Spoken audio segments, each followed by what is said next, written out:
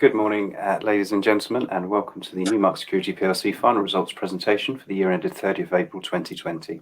Throughout this presentation, investors will be in listen-only mode.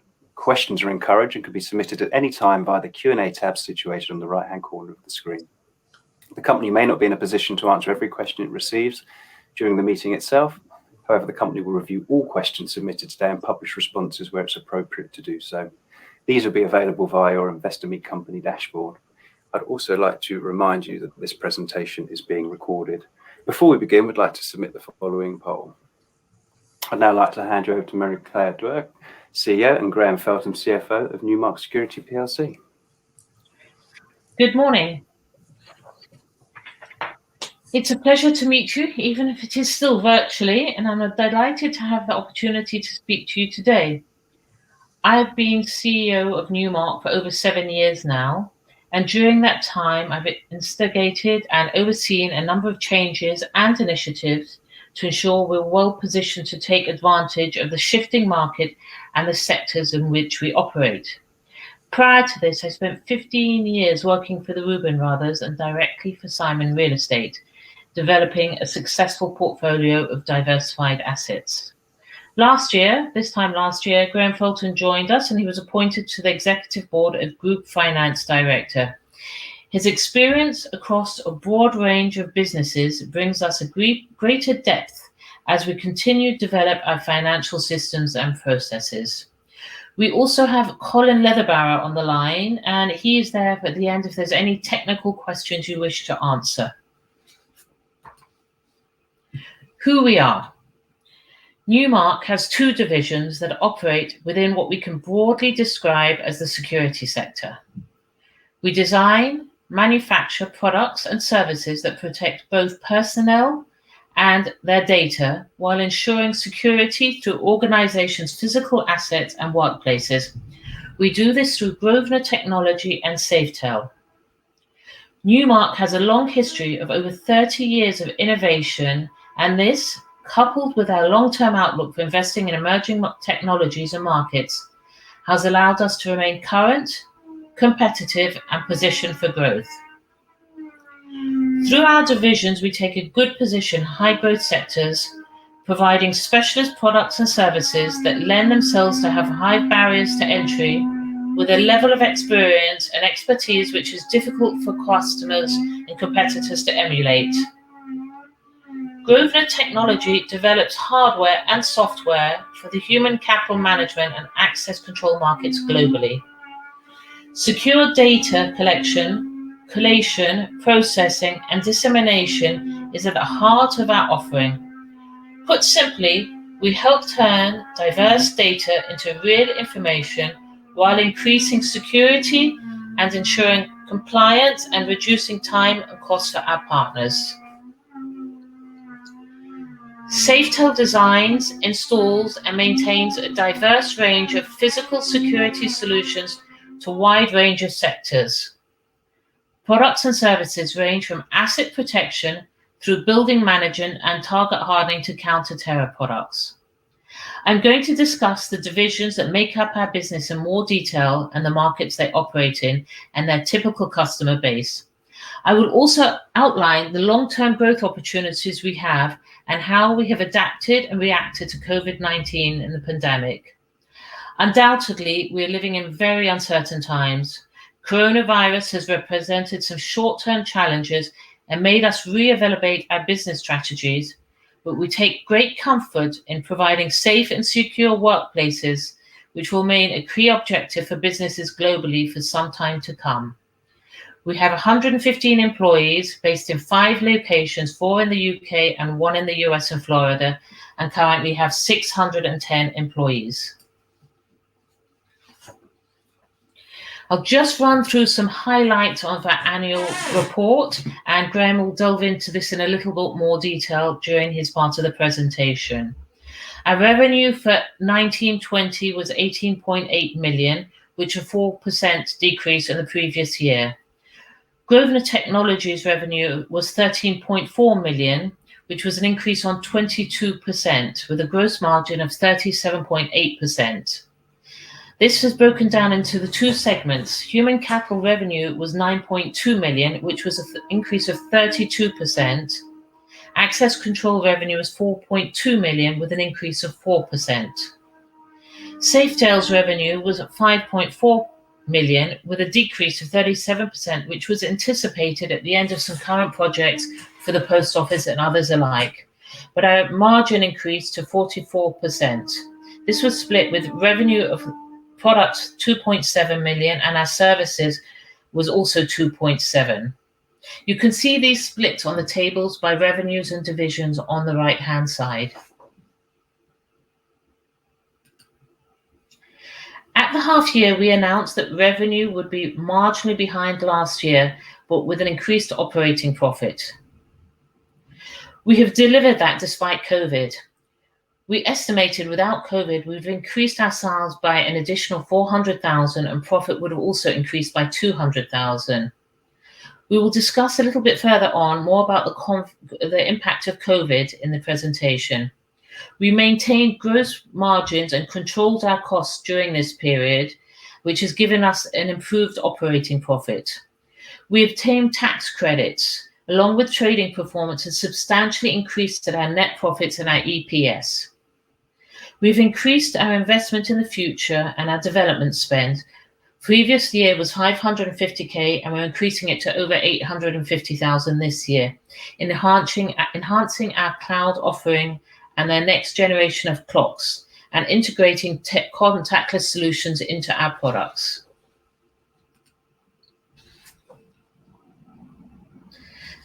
These are some of our operational highlights. We have signed several agreements in the US in HCM over the last few months, which are really good signs of the future. Supply agreements with international retailers potentially worth 3.8 million over the next 2 to 3 years in South America and Central America, and that could increase even further. We've just won our first major contract for GT4 clocks with a minimum of 3,000 devices, and some allied services will also give us a revenue of about $1 million over the next 3 years. We're also just in the final throes of negotiations with a worldwide fashion retailer, and they will be signing up to our clocks. They have several thousand clocks in the cloud at the moment on-prem, and they're taking these into the cloud, and this will sort of deliver about $10 a clock once these are all transitioned, once we've delivered our new cloud platform. Sales of our new platform in Janus C4 are performing well. We're focusing on the branding, repackaging, and doing a full major launch this autumn. Our existing access control legacy Janus product sales have increased, while Saturn revenue has decreased.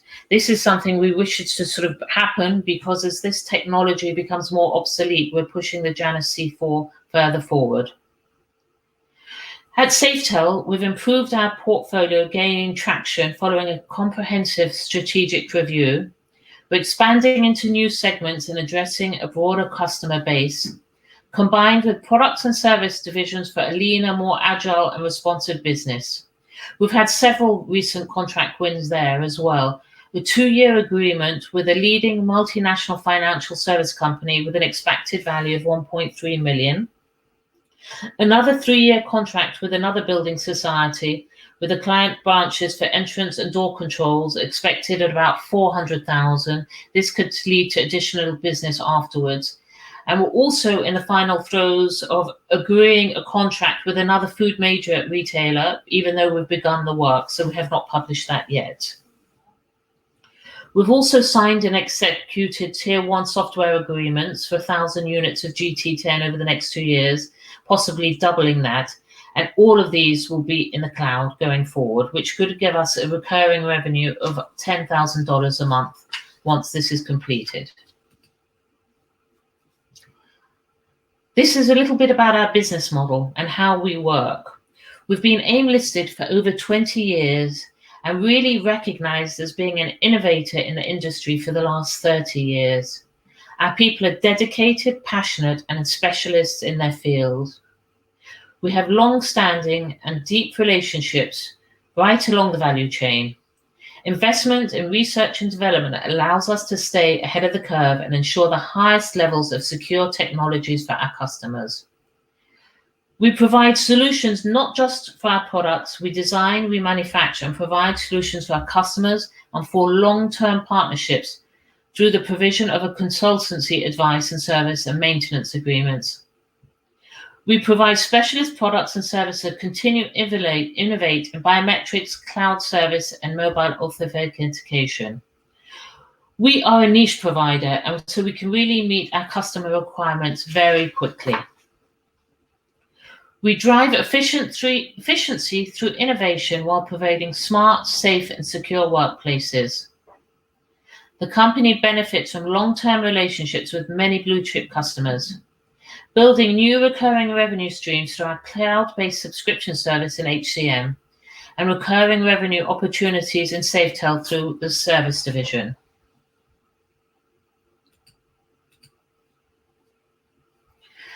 Our trading update, update regarding COVID and how we dealt with this. We moved to remote working very quickly. Being a technology company, within a matter of a week or two, it was a very smooth transition. We have had a slowdown in customer projects, and we had a delay in supply chain for new products for physical security solutions division, and a major delay in the people and data management division. We took remedial action very quickly, looking at our cash position. We furloughed about 30% of our employees at the critical time. These have now nearly all been brought back, unless we've made them redundant. So the full team is now back. All the staff across the board took a 10% pay cut for 3 months. Our development spending was reviewed and reprioritized during this period. We took action with our cash flow as well. We delayed payments in PAYE, NI, and VAT. We extended our cash forecasting period, and we kept close contact with our customers and reviewed risk profiles. And we extended supplier payment terms with supplier support. We took up several financing options. We've considered acceleration of the US invoice discounting, which was still not utilized, but it's under consideration, as we have it in the UK and have not extended it to the US as yet. We worked very closely with HSBC for the CBILS facility, which was successfully obtained for $2 million over a 6-year period on a fixed rate. And we have potential with the bank and an offering for the bank to increase our overdraft facility and extend existing UK invoice discounting, which we haven't done as yet. So from a cash position, we're looking quite comfortable. And we have potential opportunities, proven our durability and agility in the market. And we have potential strategic opportunities for consideration in markets we operate in. And the demand for safe and secure workplaces with a premium on contactless environments.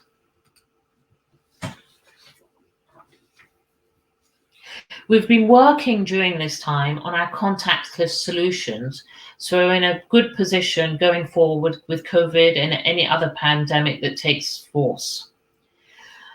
With our access control, we have features that can be retrofitted for hands-free. We're also supporting mobile credentials via smartphones and introducing contacts exit release buttons. And our hardware can be integrated with automatic doors for a comprehensive hands-free solution. In human capital management, we've introduced facial recognition in 2020 in the May, and this is being looked at by a lot of our customers now. We've combined biometric data for powerful and reliable security, which removes the physical contact requirement. We're also reviewing touchless screens into our offering. At Safetel and entrance control, we're offering portals and touchless speed lanes. In those pictures, those are portals, and they'll be touchless with single-person passenger checking systems. And we're combining thermal sensors to checkpoint employee temperatures.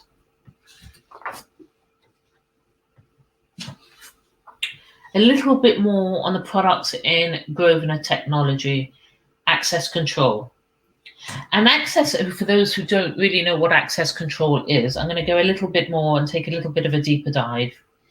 An access control system can often be the critical center of core end users' building management systems, with integrations into other security and life safety systems.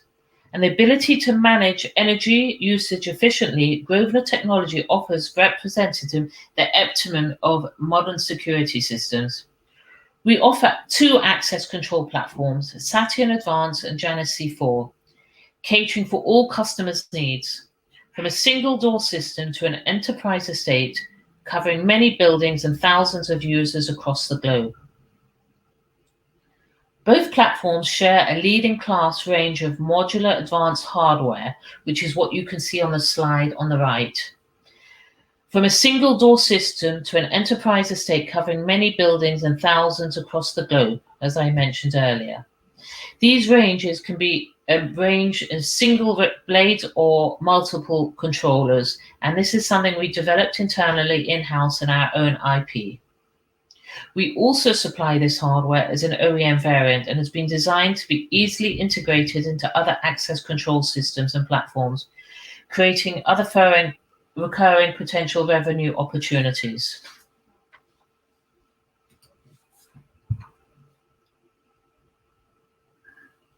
Human capital management. In the US, arguably the home of HCM sector, we trade as GT clocks. In the US, no one could pronounce Grosvenor Technology, so we simplified it, and we use the Grosvenor technology in the rest of the world. The HCM sector has evolved enormously over the last few years, from simple clocking in to capture time and attendance through a broader workforce management requirements. HCM provides now a full suite solution for higher degrees of employee engagement and productivity. We've always been renowned for providing high-quality, state-of-the-art hardware. Our time clocks are often referred to by some of our clients. We adopt a good, better, best approach in terms of our hardware and an open protocol methodology. Sustainability is designed in, and this results in a modular build with low lifetime cost coupled with a very long product life cycle. A number of diverse macro trends have and will continue to impact our business. Global switch, such as the proliferation of high-speed internet, the need for increased data privacy and security, and the increasing threat of randomized terrorist attacks, all now influence how an organizations create and protect their workplaces and to interact with their staff. Grosvenor Technology has provided a variety of allied services and software to our HCM clients, adding value, reducing costs, and minimizing downtime. As technology has evolved, this offering has become more sophisticated and even more encompassing, and is provided under a subscription model, often referred to as software as a service, SaaS. The business has a strategy to generate a higher degree of recurring revenues through the promotion of its SaaS model, and also develop a unique clock as a service, a clock class offering, where the hardware, software, and support service are bundled and provisioned under a software and subscription model.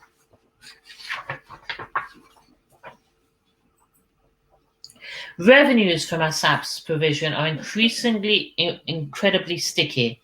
And once a device has gone live on the field, the remote services are required for the complete working life of the product. In essence, the hardware becomes useless without the services. A working life of a clock is often 10 years. This graph simply demonstrates the growth of our connected devices to our SaaS platform, and we expect this to continue to grow as we offer GT Connect as a standard part of our time clock offering. The blue dots show distribution of the time clocks connected via our US entity, and the red clocks through our UK business. The larger the dot represents the concentration of the time clocks. Currently, we have just under 6,000 clocks on the cloud base, and we're anticipating this to be over 20,000 in the next 24 months.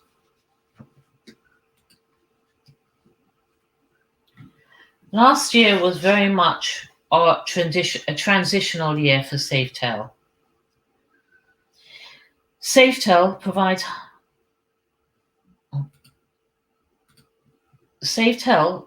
high-quality security solutions across the public and private sectors, adopting a consultative approach as clients' needs have evolved over time. As the types of attacks of organizations' faces have grown and morphed, customers' demands have become more varied, specific to industry type and often bespoke to an individual business. These demands have become varied. Safetel's approach has evolved to provide a completely tailored service. We do not simply offer a standard product or service. We work with our clients collaboratively to design a complete solution that exactly fulfills the specific requirements of every customer who works with us. Typically, these products are resistant to a blast, bullet, fire, and forced entry. Additionally, we provide cash handling equipment and introduced more recently portals and speed lanes into our portfolio, all of which have helped organizations provide safe, secure environments for their employees and customers alike. We also have a nationwide network of field-based technicians and engineers across the country, providing installation, maintenance, and after-sales support on both our and other people's security solutions. This ensures all products are maintained to the highest standard. This range of services reduces risk, cost, and effort for specifiers, contractors, and end users alike. This overall approach leads to very long-standing relationships, some over 30 years, a high degree of customer retention, and a significant proportion of repeat business and long-term service contracts. The business serves organizations of all sizes and particularly proud of its strength and partnership of many of the blue chip clients it serves.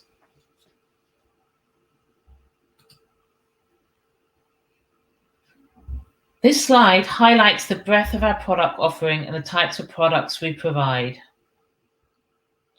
Counter-terror and target hardening solutions have increasingly featured in our product portfolio, and latterly, perhaps unsurprisingly, our toucher solutions have generated a great deal of customer interest. This is just a small example of some of our customers, showing the broad range of sectors and industries we serve. The products and services we provide may be specialist or niche, but the demand for the service is not.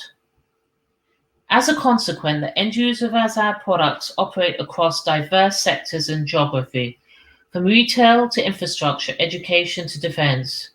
Organizations, businesses of all shapes and sizes are almost universal in desire to increase efficiency, safety, and security while reducing costs.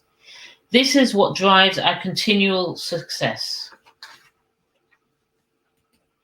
I'm going to hand you over to Graham, who will go into more detail of our annual accounts and report.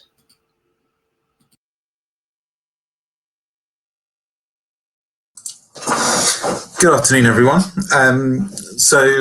Just going through some of the numbers. You've heard from Mary Claire already on our outturn on the revenue. We communicated at the half year that we'll come marginally behind last year's result. Which we have. We estimate that there's about a 400k impact on revenue due to COVID coming in towards the end of March and April. But we still arrived at just under 4% behind revenue. Then looking into those numbers, the People and Data Management division, it's continuing on a really strong growth in HCM. So we've got a 32% increase year on year there in the US and the rest of the world markets. The US being a real lead on that. The access control has got an increase of 4%, which is which we've seen quite solid or good performance from that division, that line of business. Especially with the introduction of a new product, Janus C4, gaining traction throughout the year. Within the Physical Security and Solutions division, then there's a stabilization following the 1819 restructuring program, and then strategic reviews that occurred earlier in the year, or in the first half of 1920. At the end of the year, then it's an enhanced business. There's an enhanced product range, and there's promising growth in the sales pipeline towards the end of the year, which has really shown some more than green shoots of growth.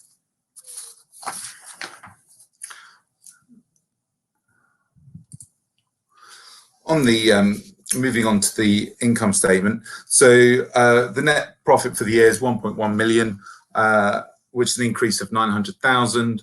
And where does that come from? So we've got slightly improved gross margins of 39.7 versus last year of 39.3. We've seen some of the benefit of the reduction of Safetel's operating costs, mainly driven by Safetel's operating costs from the restructuring in the previous year, and then we see some cost savings there, which has then added through to give a strong improvement in profit before tax, which has actually turned the reduced sales into actually an increased profit compared to last year.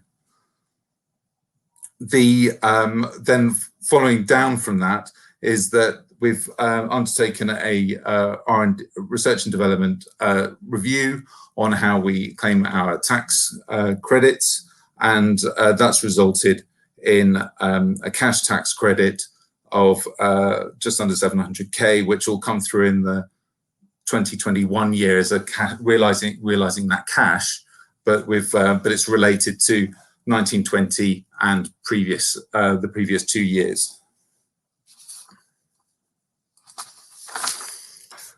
In the cash flow, so cash flow's a bit more challenging to go through, purely because of the change of the leases standard from year on year. We're now bringing operating leases onto the balance sheet, and therefore those cash outflows are now treated as lease repayments rather than coming through as an operating expense through the profit. So when looking at everything on a like-for-like basis, then our cash from operations actually increased by 334k. What have we done with that? We've then increased our investment in R&D by over 500,000 to 886k on growth and future development for the next forthcoming years. That in the end we end up with a net cash outflow of 425k, and therefore that's with the increase of the 553k R&D. So without that taken to pass, we would have been cash positive on that, but it's an intentional decision to invest in the future. So our balance sheet, so some common themes coming through from the previous couple of slides. Our net assets have improved by 1.2 million. We have that's resulting from the increase in our development costs, which we've utilised our cash, increase in cash into our development. We have just under the 700k R&D tax credit, which has contributed towards that. And we've recognised further deferred tax assets as we've got some past tax losses, and we've now recognised them on the balance sheet as we are likely to be utilising those in the forthcoming years. And we've had it's a marginal impact on the balance sheet regarding the leases. It was 20k or 22k on transition for the accounting standard at the beginning of the year, and so as a net difference, so it doesn't have a big impact on the balance sheet at all. And I will now pass you back to Mary Claire. Thank you, Graham. Well, I would like to summarise now, and the business we did adapt very quickly to COVID-19, and it did have an impact, but going forward, I think if we went down into another lockdown, it would have less of an impact apart from our customers. suffering during this, because from a technology, from a development point of view, we were all able to work remotely. We've had the introduction of our ContactNet technologies from Grosvenor and Safetel, and saw Safetel during this period when we were on lockdown saw a huge demand for hygiene screens and PPE. Our existing strategy remains very applicable in a post-COVID world. Grosvenor Technology saw an increased interest on both HCM and access control activities. We restructured Safetel the year before. We took about £1 million of cost out of the business in the previous year. This has responded favourably with the new launch products and that we have, and our pipeline is growing tremendously with the portals and the speed lanes. We're focused on the cloud platform and our subscription-based revenue recurring streams. We will launch this in May next year, the new platform, but we're signing agreements and contracts with customers that as soon as that is launched, will transition straight onto it. We've got continued investment in our hardware and our software within the business because we need to keep our pipeline and product line fresh. We're in a strong cash position, and the management team, with the cash and with a strong management team, providing a great platform for growth. And over the last few months, even in COVID, we signed several new contracts and supply agreements.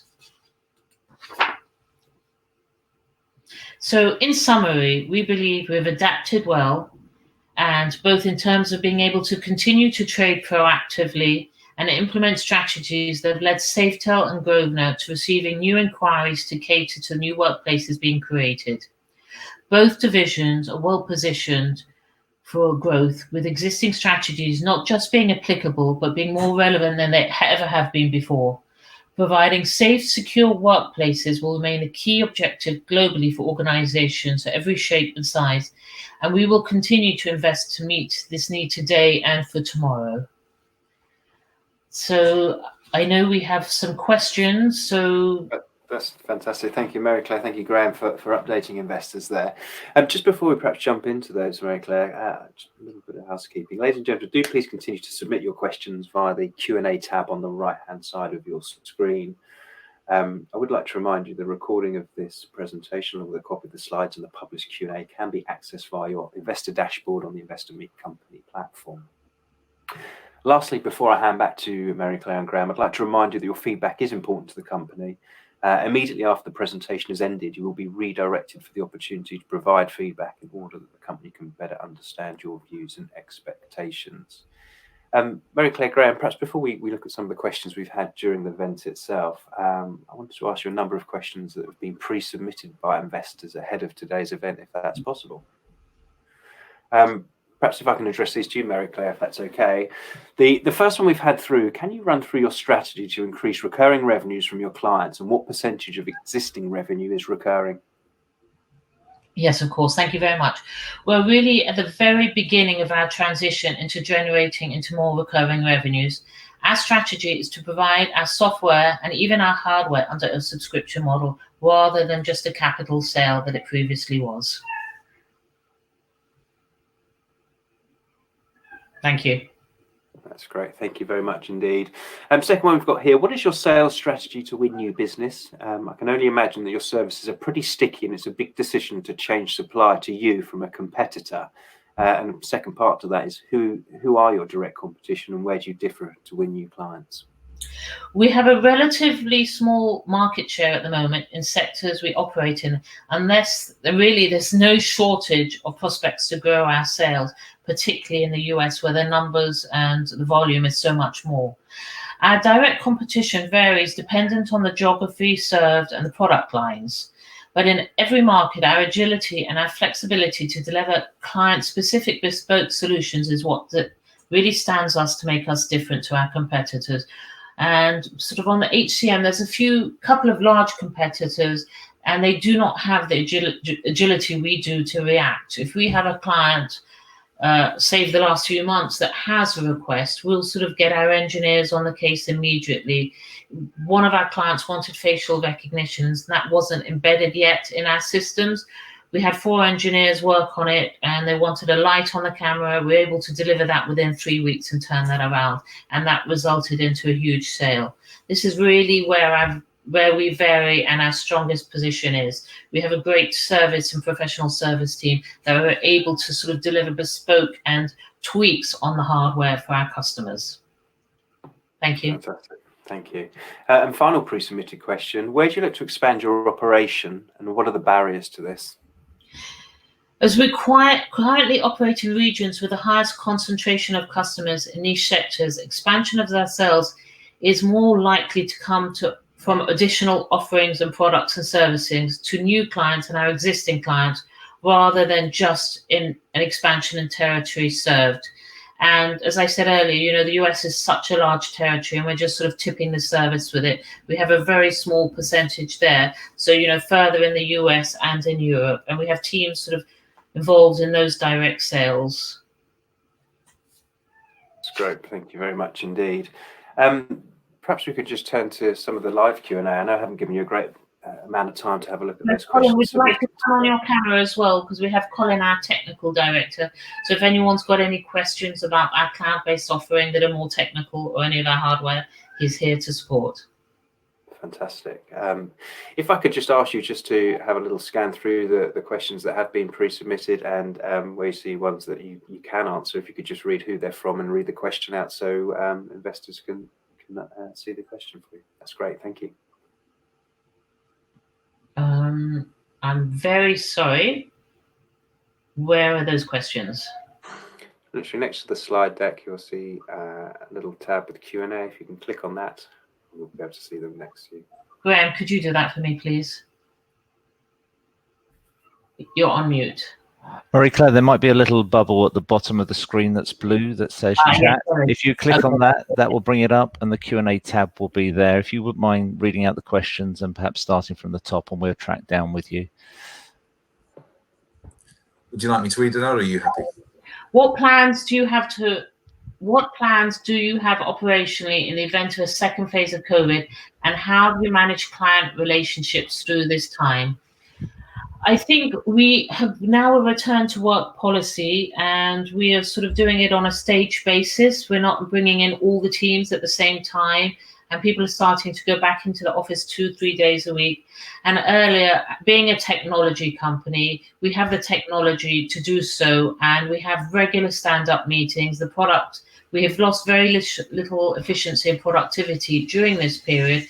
And we've stayed very close to our customers. At the beginning, there were some customers that sort of weren't working, but they're all back. We opened probably during the lockdown 60 new access control accounts, and we did over 1,000 people on training online, which we'll continue to do after this because it's much more cost effective going forward. And I think we'll just do more of the same. It will be very nice to see customers face to face, and we are doing that locally. Sort of our US sales are beginning to do that. In the UK, our sales guys are doing sort of 10, 12 customer visits a week. But I think what we didn't do was we didn't follow any of our sales staff or anything else. So we continued with dialogue with our customers throughout the whole period. And we've really upskilled our online information systems. We've launched 2 new websites during the period, our SafeTel one and NEWMARK one. We're in the process of doing the Grover one, and we have a lot of information coming out through LinkedIn, and that's sort of causing a lot of interest and reaction. I hope that answers your question. The next question is, can you expand on examples of innovation beyond the products and the market today? I think I'm going to hand over to Colin on that one, and it's more about our cloud-based offering, our product pipeline, and our SaaS model. So I'm going to hand you over to Colin. Hello, everyone. Can you hear me? All clear. Good. Sorry, I had a few problems with my camera there, but got there eventually.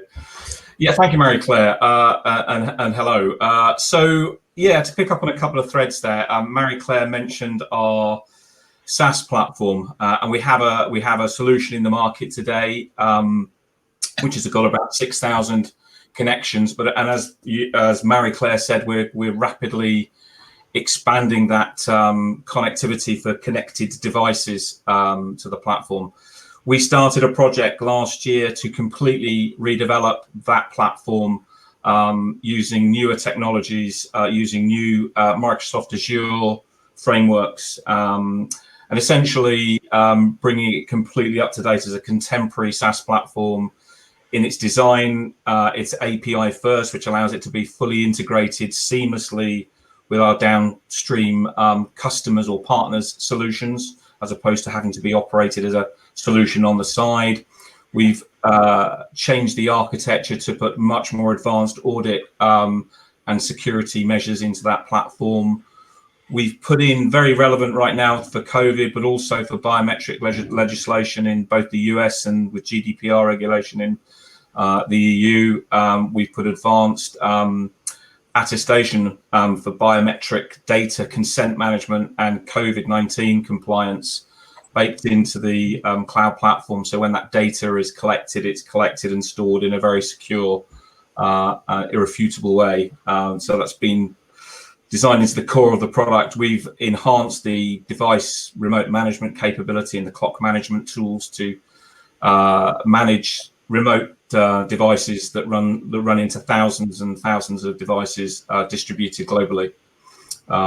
We've also spent a lot of time redeveloping our middleware tools, which allows our clocks, and the so what of that is that allows our clocks to talk to a variety of different HCM solutions seamlessly. One of the questions I think earlier was that Mary Claire covered it. How do we differentiate from some of our competitors in the HCM space? We have a set of software tools that reside on the clock, but also reside in the cloud, that let us collect data in the format that our partners want it, and then process it and send it to whatever solution they are using. So they're not buying a solution that just does one thing. They're buying a solution that can be configured to pretty much work in any environment, any HCM solution, and done so with a minimum amount of investment, because the tools are very advanced. So we spend a lot of time looking how we can improve that process. So when we onboard new customers, that process is really optimal in terms of a software space. We more and more move to an almost self-serve model, where traditionally, where we've had a lot of heavy onboarding technology involved, the tools are now moving us to a much more seamless process of bringing new customers onto that platform. At the same time, we've been investing in our hardware platform. We have a range of time clocks that we sell into the US and the rest of the world markets. Some of those time clocks are 7-8 years old, some of them are older than that. We've been refreshing that range. The GT10, which was our first Android clock we released a couple of years ago, has been a huge success in the market. We continue to build on that theme. We are currently developing a new variant, a clock called, unsurprisingly, GT8, which is a huge step forward again. It will be the first Android 10 clock, we believe, in the market. It has a significant performance increase. It's a lower cost base to manufacture. It has some higher security technologies built into it. It's face recognition ready, biometric ready. So we continue to build on that shift to Android by a lot of our HCM partners, which offers a very open development platform for time clock applications. And we're really leveraging Android as a vehicle to accelerate uptake of those clocks. I think, does that answer the question or some of the questions? Difficult to tell unless someone says it. But thank you, Colin. That's great. Thank you. Yeah, thank you, Colin. Yeah. Andrew, Mary Claire, could you say a little bit about what competition you see within your time clock business, including within the US? Well, it's really similar across the world. There's very few suppliers of time clocks in the world. There's a couple of large ones, such as Kronos and ZK Teco, which are Chinese manufacturer. And then you have a number of smaller niche clock manufacturers who've been going a while, but they haven't sort of been investing in their product pipeline and in their software. And what we talked about earlier, sort of the niche providing and the agility to change the offering to our customers' requirements. Just now, without sort of mentioning names, this very large retailer with thousands of clocks, the last contract we signed, we won this through a software house, and neither of them sort of anticipated the development and design and security needed. And we were able to solve those problems with our team in the UK and the US. And I think to say they were gobsmacked is sort of an understatement. And these are two very large companies. So really, that's where our agility and our flexibility and our competitive edge is. Anyone can manufacture hardware, but it's doing it well, robust, with the security and the longevity of our products that is our variant. If you go to our US website, the GT Clocks website, you would actually see there what some of our some customer testimonials, and it's some of our software houses that we sell to in the US and what they think about us and what they say about us. And that, I think, is quite telling. So thank you, Andrew. Nick, the company has an unbelievable base of quality clients. What are the opportunities for cross-selling solutions with some of these organizations? So we share some of the clients, but it's a very different customer and purchase person that is going to be buying the technology to a blast-resistant screen. So often we will be speaking to sort of the payroll or the software houses in the US who are buying, or in the UK who are buying our clocks and our software. And I think I showed it in a diagram before, our access control is sold through distributors, and they can be a two-man shop, but all accredited, or large kings in the UK. And then SafeTel is primarily to the end user. So there's not that much crossover in sort of the sales process, but where it's possible, we do share. We had a requirement for some access control and some clocks, and we asked if SafeTel could fit there. They happened to go somewhere else, but we do discuss this. And as an organization and divisions, we're getting closer to see what sort of savings and what can be done as a business together. David B. Well done in the improved performance. Back to the question of recurring revenues. Can you look at improving the viability for this for investors, as this will provide an important underpin of the valuation of the business? Can you give any forecasts in the direction percentage of non-recurring revenue, e.g. 21? We can already predict we have 10 million, 50% as recurring revenue, and by 2023, 15 million. 75% recurring revenues. Thank you, David, for your question. I think this is sort of, until very recently, we used to give the hosting for free, and there was no charge. So we've just begun in charging per clock, whether it's $7 or $10 a clock. And it's at the very infancy of the beginning of this. And I said within the next 2 years, we're anticipating 20,000 clocks, between $7 and $10 a clock. But it could be more, and there's no forecast, and I can't discuss any numbers because we don't have any out in the market at the moment. So sorry, I can't help you there, but we will make it more visible going forward, and you'll see that in our sort of half-year results as well. But I can't delve into any more detail at the moment on sort of recurring revenue. But that we understand that as a business, and we know that will help with the valuation of the company dramatically and sort of change.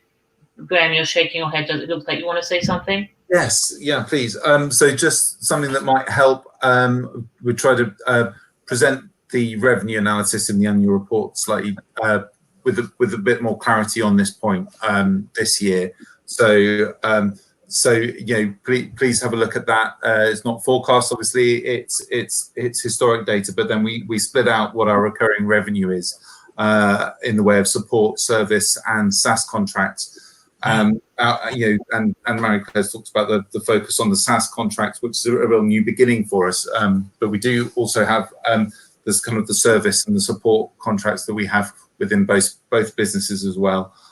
So you can see from that there's about an 18% recurring revenue percentage there. Thank you, Graham. And David, you're saying as a reference, I have Sophian, who focus on this visibility of recurring revenue, who delivered a re-rating of their business on a 10 times market cap.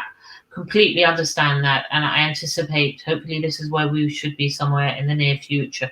Just to give you a bit of indication, when we sort of during just as sort of COVID sort of embarked on us and the pandemic, we put a freeze on the cloud development and we reinstated it, and we're starting again on the 1st of October internally, and some of that subcontracted. And we anticipate this to return and sort of have a payback in sort of in a year's time. But completely hear what you're saying, and in the future, I think it's difficult. We haven't had forecasts out for a while, but while this is going on, I don't want to be putting forecasts in, then have to retrack or sort of underestimate. I think it's a difficult time, but in the future, at some point, we will be in a position to do so. Andrew, hi. In physical, I think you said in the past that there were some of your customers who were moving to open plan environments for interacting with their customers, e.g. banks, local authorities. Do you see any move back towards security screens, whether fixed or flexible, in order to be pandemic prepared or to be prepared against acts of violence?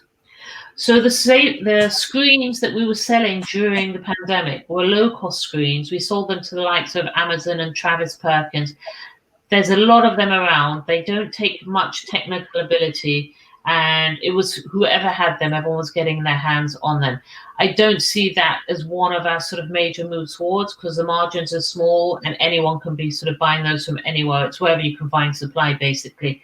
But what we do see is sort of the use of more portals and thermometer checks and so on. And so incorporating those into our speed lanes and other products, both in both divisions. So screens are not the way forward for us. We were sort of more looking at technology as a business going forward.